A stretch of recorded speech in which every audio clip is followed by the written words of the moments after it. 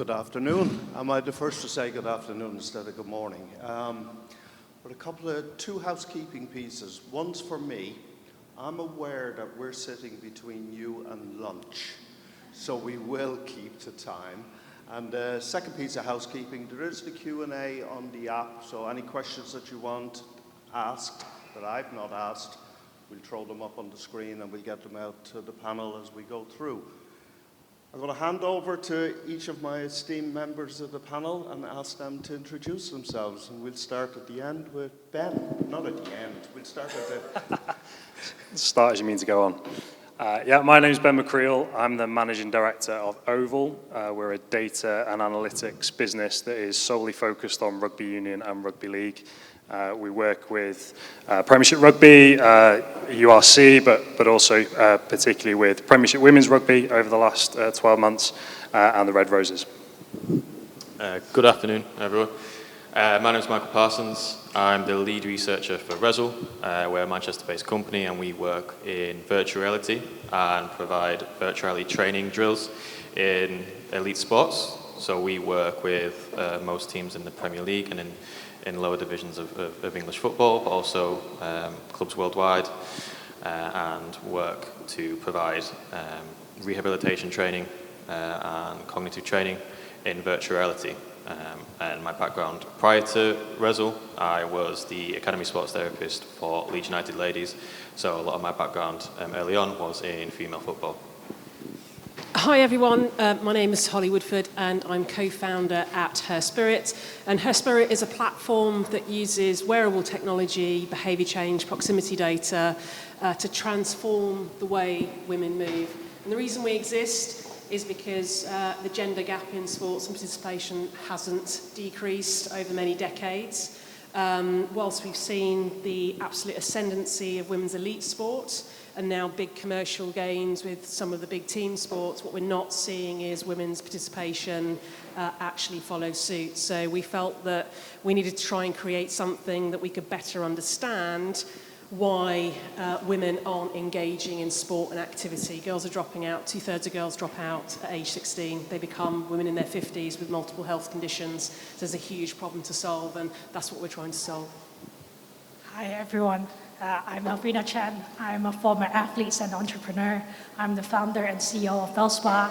At Feldspar, we are a sports technology company that has reinvented the very surface of athletic performance, the surface itself, the flooring. We have built the world's first sensor-enabled high-performance running track prototype that is the fastest and smarter than any surface available. It's 20% faster than the Paris Olympic track. We believe that this is the first major track and sports flooring innovation for the past 60 years. Fantastic, thank you. What a great panel. We've got rugby, VR, community, and track. So we've got a diverse group on the panel. On one of the previous panels, I was sitting and listening, and Dan talked about how all the data is very male-orientated, and it's a big Achilles heel in the world of the commercial side and the brand side of the business for him. But I'm guessing it's the same issue in tech and AI, of data that has been collected in the past or currently being collected.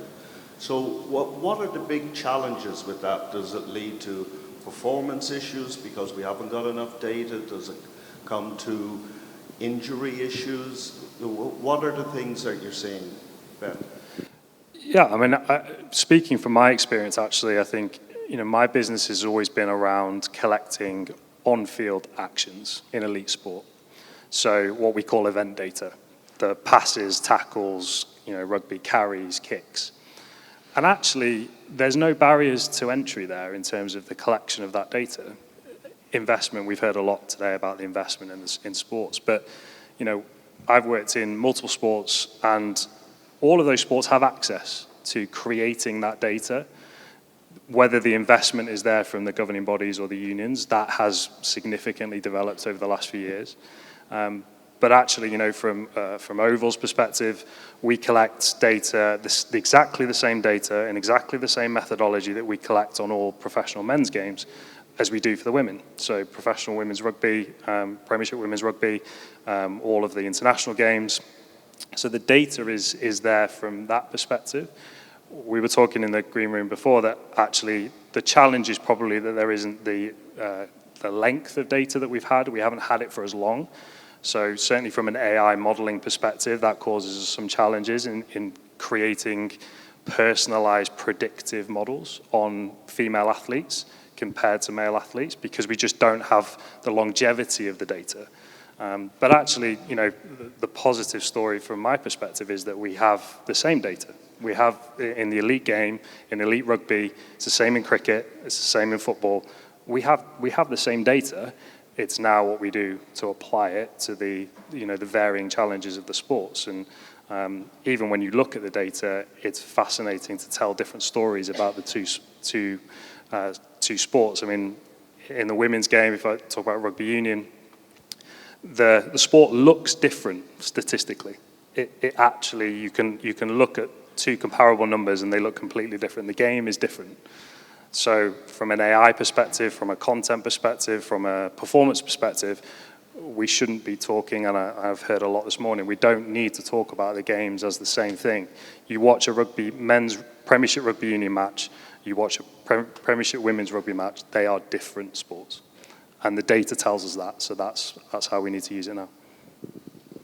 Michael? Yeah, I think from kind of my experience and working in research for the years that I have now, there's a large discrepancy between research that's available in women's side in comparison to the men's. I think there's a growing pool of evidence and research in women's sport, whether it be injury, mental health, and different aspects of women's sport. However, there is still quite a large kind of gap in what is possible and what is available. I think there's still quite a heavy reliance on baseline measures in being used in male sports. I think there needs to be more evidence and a larger data set in women's sports. And I think even though there's a lot of, even the research that is out there, it's mostly in elite sport, in elite female sport. There's barely any in grassroots level as well. So it's still showing and highlighting how when it comes to what data is available and what you explore from the research side in women's sport, there's still a large kind of gap in the literature, and there's still a large work that needs to be done in terms of producing more evidence and utilizing research-based practice to improve female sports. And Holly, I guess that leads into your world of community grassroots sports. So what are you seeing in the collection of data or the non-collection of data? Yes. I mean, I think, we all know that the world has been designed predominantly by men, and that's not an inflammatory statement, that's just fact. So all of our interactions as women with different bits of technology is often predicated on young men. So if you look at wearable data, there was a conversation in our community this week about weight loss. Obviously, it's a topic that a lot of women definitely talk about. The conversation was, how accurate are the calories on my wearable?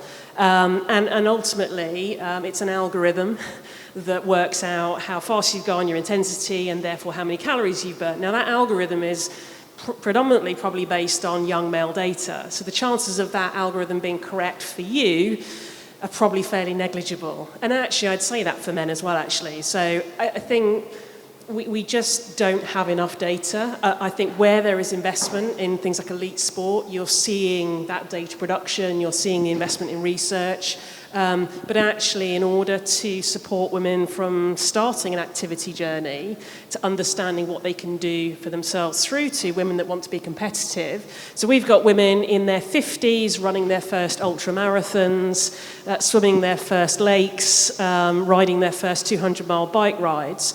And we're using a platform called Training Peaks. Training plans are developed on there, but actually we know through the work we do with Training Peaks that none of those algorithms and plans are based on anything to do with women. So there's this huge discrepancy. I absolutely believe that with the advancement of AI, and if we do invest in it for women, we have the chance to actually close this huge gap in data and insight. And I think if we can use those things and we ensure that they are female-centric, the language models and the way we've got a better chance of understanding trends, spotting behaviors, both positive and negatives, and ultimately designing products, solutions, algorithms for women. And I think that that's really exciting. So I think while there is a paucity of data, I think we could make massive leaps forward if we actually now properly understand and invest in AI. And basically AI is just really can do the jobs of analysis so much quicker and uncover interesting insights that it was just too expensive for an individual to work through. So I think it's a really exciting opportunity. I really want to see us grab it for the whole of women's sport, not just the focus on elite sport. Yeah, sorry, just to touch on that, I think one of the biggest things about AI is it's a data generator. So data can be created faster with less human input than was previously possible. So because of the curve that women's sport is going on, actually the opportunity to get into grassroots sports and collect data lower down, because ultimately we've heard a lot this morning about the need to get more girls into sport, and they're now seeing their icons on the screen much more often, so they want to get involved, but we need to be able to create that pathway into the elite game. That's been a problem in men's sport for decades in terms of having data on young athletes. And so actually now the opportunity is there for women's sport to use AI particularly to generate that data in a way that would never have been previously possible. I think one of the positives, sorry, I'm cutting off, but one of the positives with the utilization and the growth of AI is it removes subjectivity. So it removes kind of the human element of how AI has been used in sport. So clubs are using AI to support in terms of biomechanical testing, pre-season testing, and analysis of players. And I think one of the strongest benefits that AI is being implemented for is the removal of subjectivity and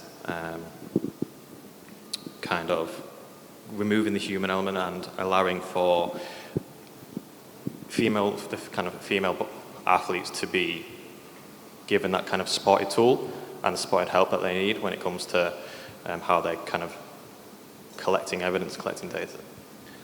So Alvina, this kind of leads me, earlier this morning we were talking about track and field, and if you watch the men's 5,000, yes, the women's 5,000 is going to be a different race, not the same times, but the challenges are there in terms of the data and what you're doing with a track. Is it going to be able to enable different times for men's and women's? Will it start to bring different performance attributes together? Yeah, I would like to say that I agree with all of you that one of the biggest challenges we see in advancing women's sports is the lack of quality first-party data, especially for women and girls. And then many of the existing literature has been male-based, or even for female is retrospective and a small scale. But also, just like you say, for performance topics like menopause, childbirth, puberty, these kind of topics is often very awkward in many sporting and coaching conversation. A lot of male coach, they would understand the basics of female physiology, but then they can't really fully interpret symptoms like fatigue or mood changes because they don't experience it that way. However, with what we are creating is that we actually can capture real-time data directly from the flooring itself at scale from each athlete footstep without wearables and camera technology. So that means we can capture like the athletes' stride mechanics, force measurement, and the acceleration rate. Which will provide a lot more first-party data. Then we can address, for example, insights like how does childbirth affects stride mechanics when the female athletes' hip structure changes, hormone level change, and even for some athletes they have a foot size change. And also for puberty, how does it affect running mechanics as the girls hip got widened, and I also got quite a couple of friends who actually performed very well before puberty, and then after puberty, their performance changed, their body changed, they don't know how to adjust through training, and then they quit sports. So if we get this data, then we were able to help them to stay in the sports field for longer. And I do believe that with this kind of understanding, with AI and inclusive data model, that we will be able to close the data gap much faster and develop solutions that truly matters for women and girls, from grassroots to elite level. It kind of leads me to the next question really, really well, because we collect all this data, we understand the differences, but how can AI and just tech in itself, not AI is just machine learning, great word, AI. You have to go to a conference, you have to say the word AI. Especially when it's sponsored. Yes, yeah, exactly. But one of the big things that we're seeing on the women's side of sport is the prevalence of injury. You know, whether it's the women's football with ACL, and you know, there's a lot of different things that either come through puberty, menopause, pregnancy.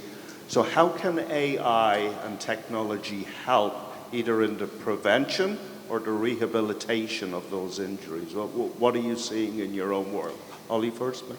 I think for me it's quite simple. It's personalisation. You know, we are in the age of personalisation, and because of the ready availability of data, because it is much easier to collect, you know, we're all, I think I saw some stats this week that, you know, 50% of the world population has a wearable of some kind. You know, it won't be that far before actually wearable technology, and I'm talking about rings or watches or clothing or bands, that will be collecting our data about our physical activity, our health and well-being 24 hours. And what that means is that, forget the slightly scary side of that, let's put that aside for a moment.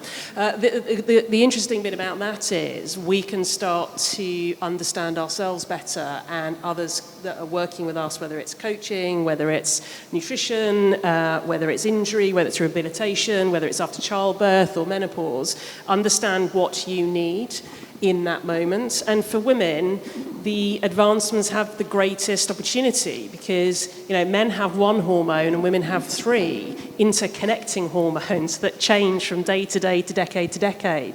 So the opportunities actually for women to level the playing field with this type of data is just immense.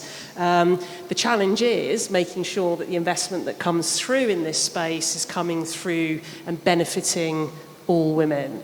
Because I think that's the biggest danger, that we don't get the money will go to elite areas and elite, probably male areas.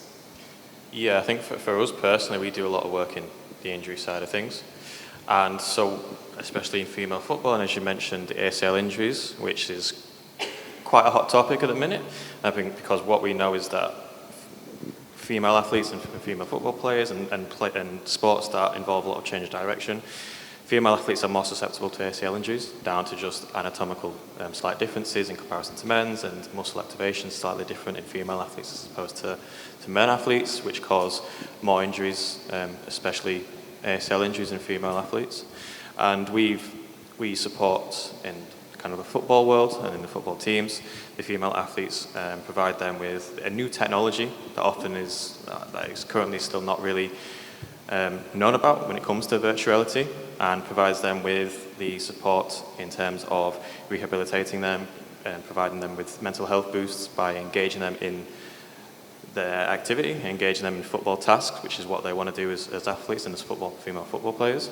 And what we're seeing as well is when we work with the female teams and kind of the female side of football clubs, is that we're also supporting the staff, because unfortunately, especially in female football still, there's still quite a concern regarding like understaffing. And obviously the male side, there's 5 physios for one team, whereas in the female side there might just be one. And if they've got a bad season where they've got half the team's got injuries, they can use virtual and they can use other tools such as technology to support kind of like the management of their players and the workload that they've got to do. So it's supporting the female athletes, but also the staff as well. But it's also continuing to highlight the concern and one of the challenges at the minute when it comes to the support that female football is receiving in comparison to the male side of things. Yeah, and if I could throw a little bit of a sideway to that, though, we talk about investment, though. So where does that investment come from? Is it from the private sector? Is it from clubs, federations, governing bodies? God forbid the government. Where does that money come from to get all this happening? I think it's pretty simple in theory, because it's about the same sports value chain that we have in all sports, right? So as we heard on the previous panel about brands and where the rights are going to come from and where the money is going to be injected into the sports, one of the things we've seen grow significantly in the last 10 years in male sport is big tech wanting to sponsor and be attached to sport. And one of the things that now the advancements in technology and the availability of technology within the women's game enables is that attachment to brands and sponsors who want to come and show that they're intelligent. You know, we're in an interesting position as a business, and there's many businesses like us who share this challenge, I guess, is that often the content that we create, the data, the analytics, the things you all see on every broadcast, on every social media stream that has a number related to performance, has a badge on it. And that badge is ultimately paying a significant amount of money to be there. But that is funding the ability for that league, and we have this particularly with working with professional women's leagues, is that they need that injection of cash, but they need something to attach themselves to. So we create player ratings, we create predictions on tournaments, we create match predictions. These are all smart AI things that a brand can attach itself to. Once that gets injected into the ecosystem of the broadcast, the social media content, that then filters into the investment in the league. That filters into the investment in performance and the facilities and the technologies that the athletes have access to. And we're seeing that in rugby now. Premiership Women's Rugby has done an amazing job in utilizing tech and data to tell us new story about women's rugby and why it's different to Premiership Men's Rugby as an example. But then that's feeding into the injection of cash that they can put into the technologies that they're providing to the teams and to the players. And so it's the same ecosystem, you know, gender neutral, like it's the same issue across sports. Again, the opportunity for women's sport is that they're right at the peak of that opportunity because of the investment in tech and how these big tech companies want to attach themselves to sport. So that's where the money's going to come from. And for you coming from an athletics background, like the running boom is everywhere, and there's more, participation races, whether it's park run, 5Ks, 10Ks, and then taking that to elite sport with your track. How does that funding come about and actually play its way back into the health and well-being of women athletes? So I would start off with just now the injury prevention thing, that I totally agree with you that personalization is key, because with real-time data we can start personalized training, monitor recovery, and support a better return to play. And for example, with our track, with regular use, we can see that we can start to collect valuable longitude data, and over time we will be able to track a fatigue trend, like how the biomechanic change across a session and also over a season as well. And then we will be able to identify where athletes are hitting the high-risk fatigue zone. So we will be able to detect these kind of early symptoms, and then to prevent, to tailor training and prevent injury happening before it starts. And then, as well as for the investment side, well, for me personally, it was hard in the beginning, because what we do is a combination of hardware and software. We have built 40 prototype currently. There are 30 engineers in Cambridge that have worked on the project.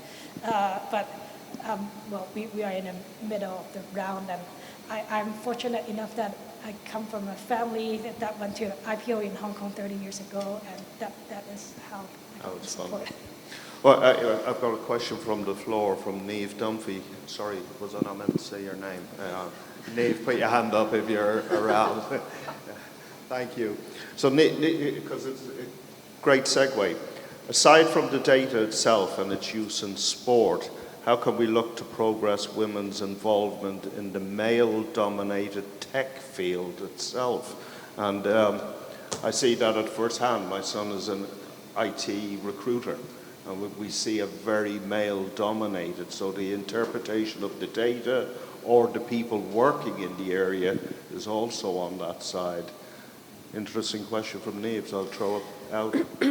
I'll try and answer that question. It's, I think, there's just standing back a bit from that question, and I'll come to it. I think we've been really poor in this country about making the case for sport and activity for further investment. I don't think the investment envelope has changed from government for decades. And yet we've got this huge opportunity with AI and the growth of technology and investment coming in. But we've got this disconnect kind of piece in the middle. And I think it's really important that if we are going to get more investment into technology that benefits women, we need women to be leading that technology. And I think there needs to be some work done to join the dots, that actually it's not just sport because it's great to watch and it's fun to do. There's a huge economic argument for sport and physical activity, from a revenue that it brings into the country, through major events, through to health outcomes that you can actually, you can reduce heart disease, you can reduce diabetes, you can reduce the risk of many cancers now. The evidence is there to show it. So I think we need to try and understand, we need to try and make the economic argument for investing more in technology and for more women in technology. And I think if the government needs to play a role in that. There's reportedly huge investment going into things like AI. I think we need to ensure that that money doesn't just get spent on advancing male sort of sporting outcomes. And I think that's difficult. I think that's a huge challenge. I think part of the problem is I don't think we're even having the conversation yet, which is why conversations like this I think are really important. Because I think until we can secure enough investment, it's going to be very difficult to actually utilise the opportunities that we've spoken about of the quite cheap wearable technology. From a commercial point of view, we're seeing brands really interested in what we're doing, because brands where women are purchasing product, they don't know very much about those women, whereas we can actually tell them where they're swimming, what kind of level, are they interacting with anybody else. There's a huge amount of really interesting consumer data that can help them sell more product. What I'm also seeing as well in the whole wearable market is pharmaceutical companies are investing huge amounts behind the scenes into this technology. Because if you can monitor someone's health and well-being for 24 hours, all that data is going into a data bank that the pharmaceutical companies are really interested in using to produce drugs that will eradicate diseases. So there is money out there. It's about how do we have a clear and coherent strategy for how technology could really advance women and women's sport, and then how do we actually kind of lever that in? How do we bring women into the business? Yeah. So, questions are flying in. So since AI models are built by humans who bring their own biases, how can we ensure that the use of AI in women's sport is mindful of those biases? Ben? Yeah, it's a great question. I think what we try to do with AI is, we're doing generally two things with AI. Maybe three. We're generating data, which I mentioned before. We're also creating content, which again was social media content, brand content, things that the leagues can tell stories about their athletes. And then we're powering performance. We're making performance changes. And I think one of the things that AI we've seen through unsupervised AI, so asking a very generic question, not telling it that it's a male sport or a female sport, just looking at the data and asking it the question, what's what's the story to tell. And as I mentioned, you know, our models, we've created sets of models for both men's and women's rugby. And what the AI has told us is that they are characteristically different. So rugby, both rugby union and rugby league, the ball in play time is higher in women's sport than it is in men's rugby. It's actually a lot more exciting to watch, believe it or not, because the ball's in play a lot longer. They kick less, so it's more attacking. There's more space to attack and create opportunities. So actually, when we're valuing performance, when we're working with national teams or clubs, we are telling them literally a different story about how to execute success versus what we would tell a men's team, because the sports are different. And we know that because AI has allowed us, through unsupervised AI, has allowed us to understand that better than maybe if we'd have taken a men's bias and gone, this works in men's sport, this is the strategy, let's apply it to women's sport, and actually that doesn't work. Michael? I think kind of for both questions, I think there's a kind of a key barrier that can be broken, and what moving forward should be continuing to do, and that's education. I think education is a massive tool to use, using platforms like this, where you're getting people together and discussing how we can combat men bias and how we can put everything together and see how we can move forward as a kind of industry in the sporting world. I think education is kind of a massive tool to support that, and for the male-dominated kind of industry, and obviously when you look to the higher ups, there's a kind of a large proportion that are just still heavily male orientated. I think there's education that's required to support the kind of growth of the women's game and to kind of reduce that stigmatism around everything. So I think that's possibly in terms of moving forward and what we can kind of strategize and how we improve this area. Education is one of the main things. So I'm conscious of time. We've got four on the panel, and we've got 8 minutes left. So Alvina, I'll jump to you first, because Michael just touched on it, the future. So, 2 years ago, probably didn't hear of AI. A year and a half ago, we didn't know what ChatGPT was. Now it all just flips off our tongue. It's easy. So are you guys and girls working in the world of technology and sport? What's the future holding, and what do you see coming down the line? Well, for me, I would see that there are a lot more personalization tools for women, whether it is from performance side or injury prevention, that actually tailored to women and girls, and from grassroots to elite. And then it's not, hopefully that can be the future, and hopefully Feldspar is what we are building and can be one of the major contributor. Holly?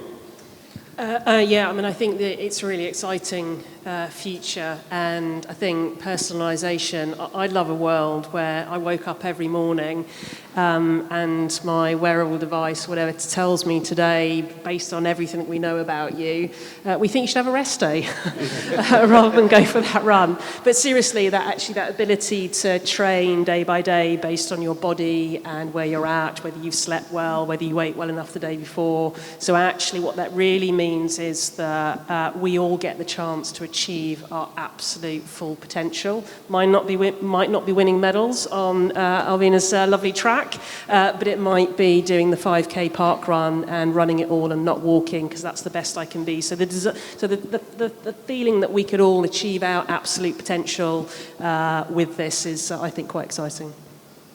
I think, so with AI, I think one of the things that we're seeing with the growth of the female sports, Euros and football and rugby and cricket, one of the things that we're seeing, and it's being done very successfully, is the ability to implement storytelling in sport and in female sport, and how we're able to kind of put athletes more relevant to those that are watching, those that are growing up and seeing these athletes play on the TV, and really showing them how they've kind of gone through their journeys and how they've got to the stage that they're at. Storytelling is kind of a major part of why we're seeing a lot of growth and success in the female sport, and being able to put the game in front of young the younger generation of female spectators, and AI is being used to support that in terms of how we're able to put the game closer to the spectators that are watching, and the young girls that are watching their heroes or their role models that are playing the sport. And AI is slowly being used to support that kind of integration in storytelling, but also in presenting sport in a different way. And in terms of technology and how technology can grow, I think wearable technology is something that continues to be developed. I think a lot of current wearable technology is still kind of been designed around male baseline data, male physiological data. So I think more sex-specific wearable technologies can also continue to be developed and kind of tailor more towards the female physiological demands and kind of how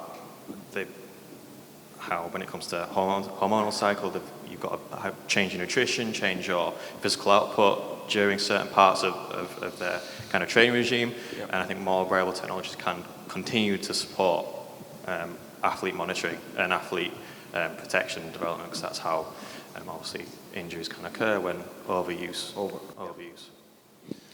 Yeah, I mean, I think some of the things I mentioned, the ability to create new data, create it at scale, create it, deeper into the pathways so that we understand more about the athletes that are coming through. I think just to touch on that point, and we hear a lot about how accessible female athletes are and how great they are at promoting their sport. I think, honestly, it's what the men's sport does so terribly. Like rugby, as an example, you listen to all these podcasts, and they are all saying there's no stars in men's rugby. You walk down the street, would anybody know who the Lions captain is at the moment if you walk down the street? Probably not. But actually in the female game, they've done that so fantastically well to promote the athletes first and the players first. And tech has a huge part to play in that, and AI does. And we've seen it, again, with PWR, that we created match ratings and these player ratings of performances week to week to highlight the outstanding things that these players are doing. But unlike in the men's game, the players were retweeting it, having a bit of banter with their mates if they missed out on selection. Those kind of things are fantastic in the women's game. And that's only going to help. People like Ellie Kildunn is one of the best rugby players, forget gender, one of the best rugby players in the world right now. And she will be promoted fantastically well, I'm sure, through campaigns this summer that will be powered a lot by technology. So I think that is something that we should really hold on to and keep promoting in the women's game. And look in the rearview mirror when you're looking at men's sport in comparison. One final thing just to say is that I think what data and AI has also shown us in multiple sports is the horrendous mistakes that male sport has made over the years and why they're still recovering from those things in a lot of cases. And again, in professional sport, for females, you don't have those challenges. Is that from a performance point of view or from a media and social side? Yes. What's the massive mistakes? I mean, both. But performance particularly, I think, because we're still in the coaching realm, we're so biased towards the things that have been passed down through coaches, generation by generation. And that is a big problem. I did some work with a county cricket club recently who've now had huge investment through the 100. And they're setting up the first professional team in the club's history. And they're going, okay, so what can we learn from the men's game? It's like, don't learn anything about how to set up a professional team now in the women's game. Do it the way that the data and the information tells you is required for you. Don't look at that. Yeah, I just think it's a really interesting point that my co-founder here, Mel, he's a coach by heart, and I think what we're seeing is that actually us as individuals have a lot more information and data available to us through the different platforms and apps that we use.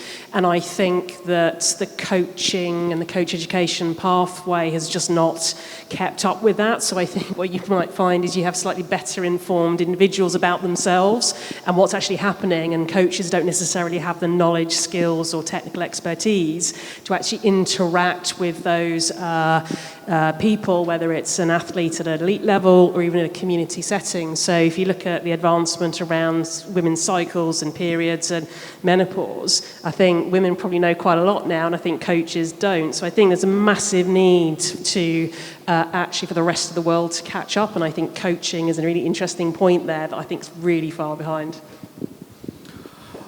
We're going to wrap up. There are a couple of other questions. We're not going to get time to do it, so please grab any of the panel. Everybody is around for the rest of the day and tomorrow as well, so please grab.